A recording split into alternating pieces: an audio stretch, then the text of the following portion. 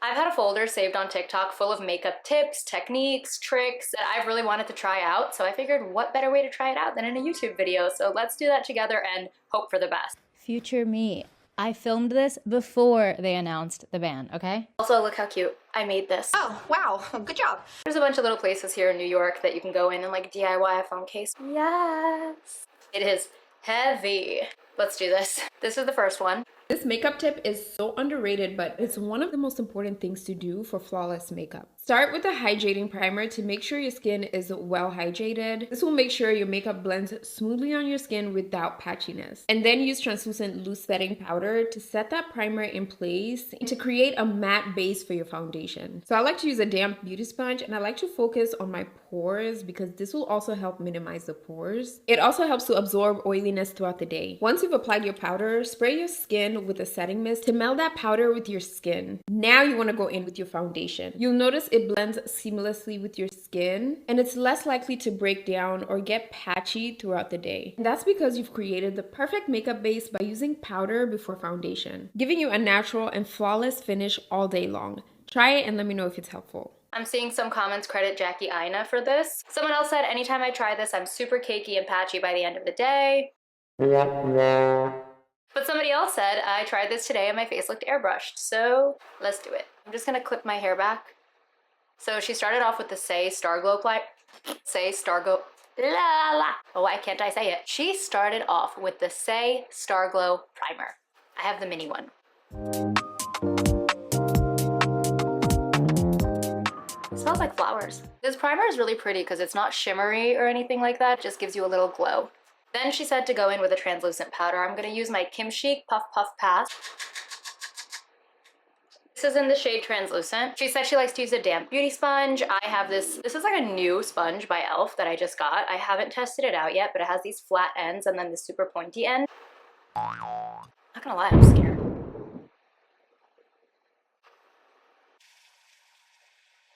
And she said she really focuses on her pore areas. My whole face is one big pore, so.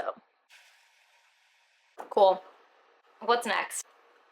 What's next? Go! Who's next? Go! Okay, then she sprays her face. I have the e.l.f. Power Grip Setting Spray, so I'm gonna use that. I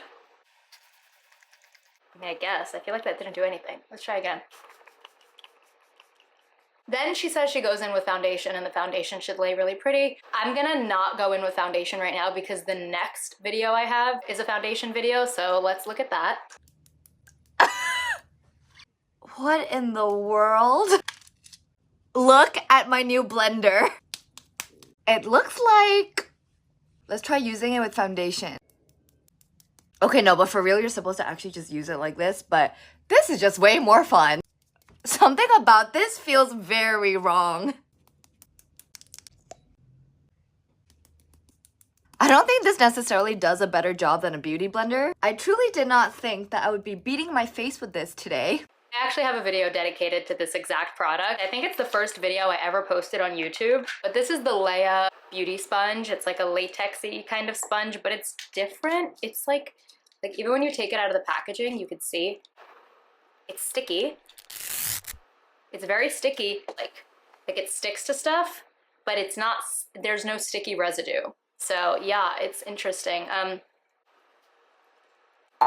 See, it's like, woo!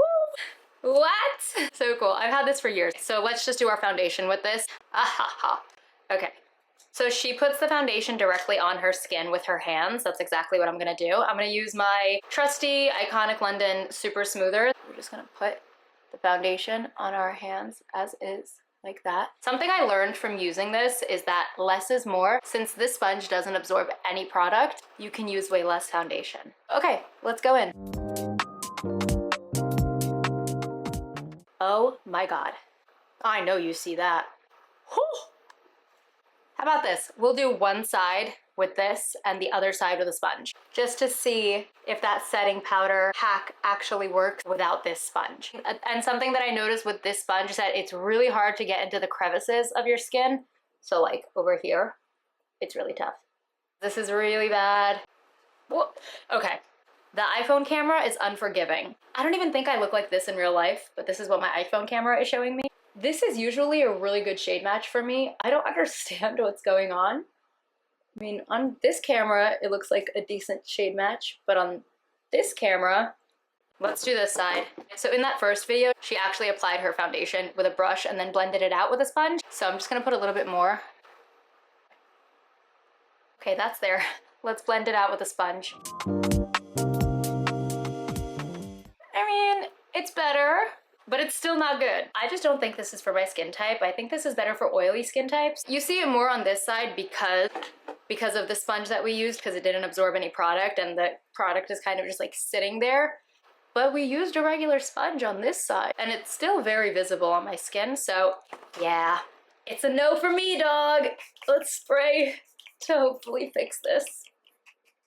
All right, I don't know how to fix this. I'm just gonna go in with this brush and buff everything out. This side is doomed. Don't like it, never gonna do that again. So the next hack is a concealer hack, and I'm somebody that actually really struggles with wearing concealer because my under eyes are a little problematic. I have a lot of creasing under my eyes, and it's just natural creasing, and then I also have some wrinkles. It's okay, whatever, NBD. And then I have like little milias, right? I always have these no matter what.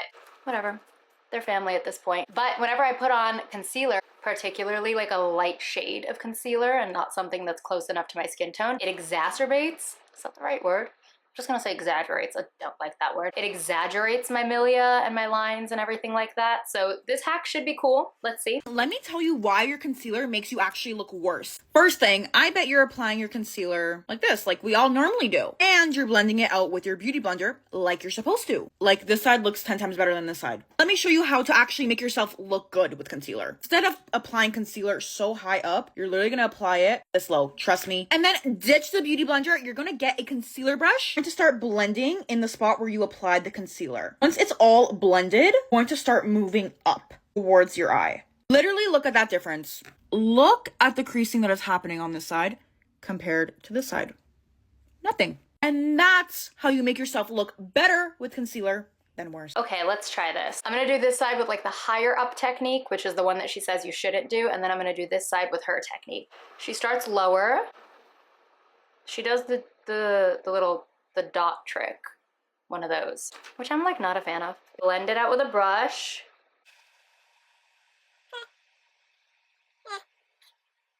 I'm gonna go in with a different blending brush. I'm gonna use this one.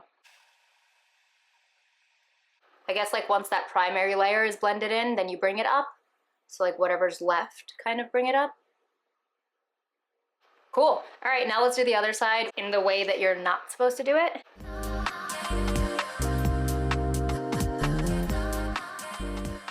I mean, I do see a difference, but it really just looks like I just have more coverage higher up over here versus I have less coverage higher up over here, like close to my waterline. I don't know. I feel like this side looks worse. I totally understand the technique, but I think in the end, it really just has to do with the less is more theory. So the fact that we applied it initially down here and then we dragged whatever was left over a little bit higher up, I think that's what's gonna give you less of a crease. Whereas here, you just immediately packed on all the product where you usually crease. So that's what's gonna make it exaggerated. So I think at the end of the day, as long as you just use less product, you're fine. You have creasy eyes, you have creasy eyes. Whatevs. Maybe it works for some people. All right, next one. I love this girl, Emily Wood. I see her on my feed all the time. And she has such a unique way of like utilizing one product for her whole face.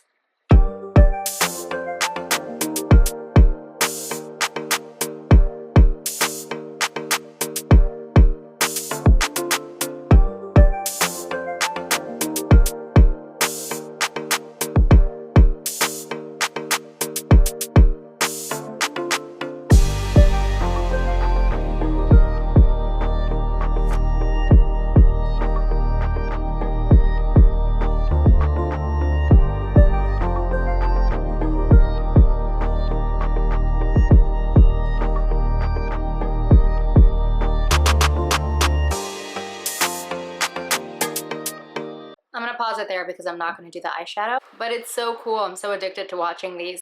I don't have the exact lip pencil that she was using, but I do have a similar one. I don't like the way these clips are making my face look. Let's take them off. This is the Berry M lip liner in the shade Toast.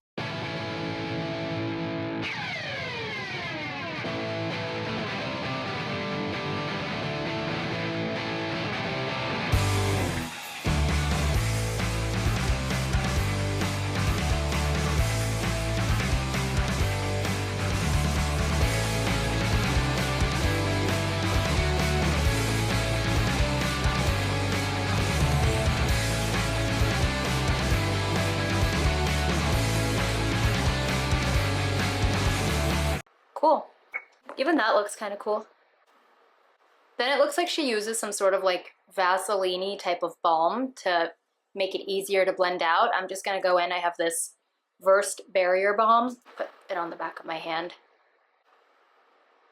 Okay, well, okay.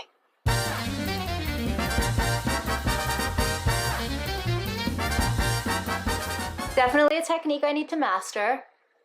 I always say that your hands are the best tools, but yeah, I just want everything to look like enhanced. Like your skin, but enhanced. Your face, but enhanced. Your bone structure, but enhanced. She does just one finger and just goes kind of upward. Cute! Alright, well, lips I like. I'm just gonna blend out a little. I like that. That's really pretty. I'm gonna use this technique moving forward. I think that shade just works pretty well. Next is a liquid eyeliner hack. If you love wearing eyeliner, but your eyelid crease is really low, just like mine, and you always end up with this atrocity, try this. What most people do is follow their bottom lash line to draw their eyeliner. But that wouldn't work for us, because the second we look down, the eyeliner is just gonna disappear inside of the crease. See, I'm following my bottom lash line. We have this beautiful, perfect liner, but what's gonna happen the second I look up? What is that? So let me show y'all how to completely avoid this. This might sound crazy, but hear me out. Instead of following your bottom lash line, you're gonna follow your top lash line. And you're gonna draw it right below where your eyelid crease ends. The wing of your liner is almost gonna face downwards. Once you reach past your crease, you're gonna slightly drag it up. So now you should have this. By the way, I'm using eyeshadow to do this, but you can also use a normal liner. I just don't like how sharp normal eyeliner looks on me, but it'll work just the same. Then you're just gonna drag it up all the way until the middle of your pupil. Do you see how even if I look down, it stays sharp? It doesn't get swallowed by my eyelid like on this side. Now all you have left to do is just to connect it here. I'm gonna use a sharper brush to really define that wing and finally clean it up with my finger. Look at the difference. It literally looks like I'm wearing an eyeliner filter. Of course, you can also waterline your top eyelid to really make everything connect together. This little trick is literally gonna change your makeup game. I was gonna use a liquid eyeliner, but I think I'm just gonna go with the exact same way that she did it, except instead of an eyeshadow, I'm just gonna use this About Face Fluid Eye Paint in like a matte black shade. And I'm sure most of us are familiar with like the hooded eye eyeliner hack where you do like a little thunderbolt instead of a regular wing. I don't like to do that. You can see that my eyeline, it's more so on this eye than it is on this eye, and I think that's because I have a scar here, but you can see that it comes really low. Like that. Okay, so, oh, this is hard. Okay. Oh, okay. And then she says just to bring it to the middle of your pupil. Wait, my pupil. Wait, how am I supposed to do this if I'm looking? I gotta look away, sorry. Oh yeah, that works. It doesn't really give my eye the shape that I crave, if we're being honest. Let's see if I can fix it.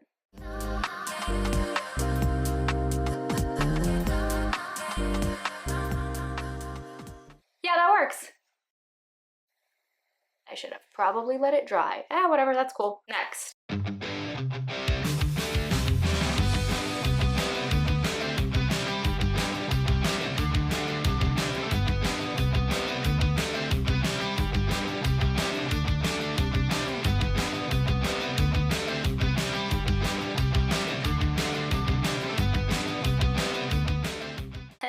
That was cool.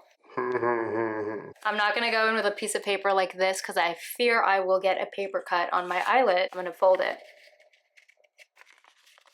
I'm gonna go in with this mascara. This is the Essence Lash Princess False Lash Effect Mascara. This is the mint green one. All right.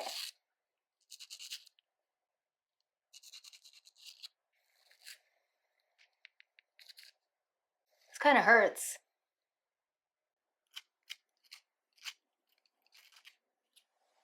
All right. I think I need to dip one more time. All right, let's not keep going. And then she kind of just like fluffs it up a little more afterwards. Oh no, oh, damn it. Oh, see, when I'm fluffing it up more afterwards, that's when it's really coming to life. It's giving clumpy. Oh my god, that is so clumpy. I have one of these tools. I'm gonna go in with it afterwards, but let's do this other eye in my regular technique so we can compare. A little back and forth action.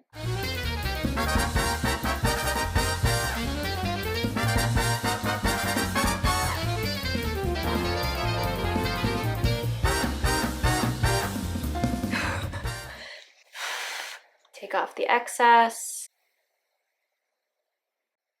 Yeah, I'm gonna go ahead and say there's no need for the paper. All right, let's see if we can fix this. Much better. You definitely don't need the little paper. Last but not least, I feel like this is the perfect cherry on top. Anyone can pierce their own eyebrow at home. It's actually really easy. All you need is a safety pin, a match, some hand sanitizer, and ice. Did I get you? Were you like, what the fuck? I'd recommend just using these stick-on ones from Half Magic. I love doing a little nose piercing, an eyebrow piercing. See? So you could do like that. This I think is so cute. If you're thinking about getting a facial piercing, this is the perfect way to try that out. Also, if you would never actually get a facial piercing like me, this is a great way to like try it on and be someone a little different for a day. Okay, so I'm someone that's always wanted an Ashley piercing. I think that's what it's called, where it's like just directly on your lower lip, like in the center. I want to do that right now. I don't have the Half Magic stick-ons, but I do have lash glue and these, they're like flat-backed nail gems. Okay, let's let that dry a little bit. I do already have my nose pierced. I had this. I don't think I've worn it since I was like 17, to be honest. Pretty. I'm just gonna put a little bit of lipstick around it just to blend. What do you think? I'm scared that it'll fall off in my regular everyday conversation, even if I did the Half Magic ones. But yeah, it's cool, it looks nice. Anyway, that's it. Those are all the hacks that I had. Definitely not gonna bring any of them except maybe the lip liner one into my routine. Maybe the eyeliner one, that one's cool. Let's test this out. Still on. It's off. Okay, don't do that. Thank you guys, bye.